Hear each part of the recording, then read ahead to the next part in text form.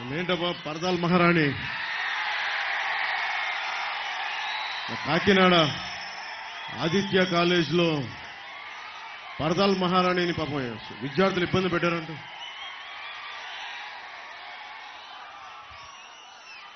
మన రాష్ట్రాన్ని మహారాణికి విద్యార్థులు కొంచెం జాగ్రత్త, వాళ్ళు కక్ష పెట్టేసుకుంటారు.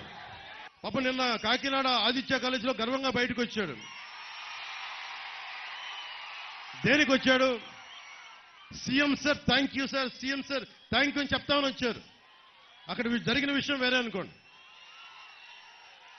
అంత కక్షపూరితమైన వ్యక్తి. అలాంటి వ్యక్తి ఒక సినిమాకి టికెట్ రేట్లో సినిమాకి ఇంత పరిశ్రమకి కావాల్సిన పెంచాలి అంటే చిరంజీవి గారికి హీరోలకి సంబంధం లేదు. నిర్మాతల మండలి ఉంది, ట్రేడ్ బాడీ ఉంది.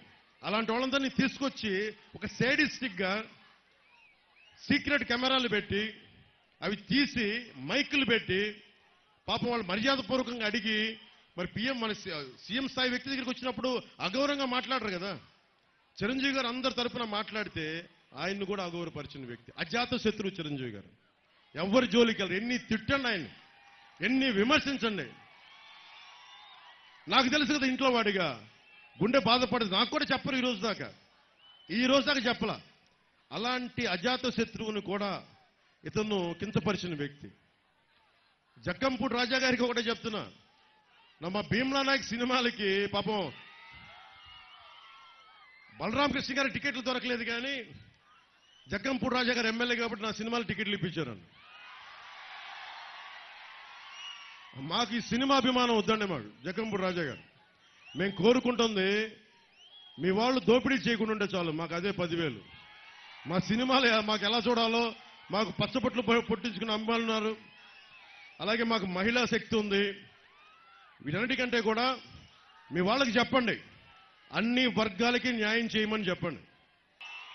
నాకు పోలీస్ శాఖ అంటే చాలా గౌరవం. నాకు జక్కంపూడి రాజా గారికి అండగా ఉండి జన సైనికుల్ని, తెలుగుదేశం కార్యకర్తల్ని, నాయకుల్ని, భారతీయ జనతా పార్టీ కార్యకర్తల్ని ఏడిపిస్తున్న పోలీస్ అధికారులకి నేను విన్నవించుకుంటా ఉన్నా, దయచేసి మీరు ఇలాంటి ఇబ్బందులు పాలు చేయకండి.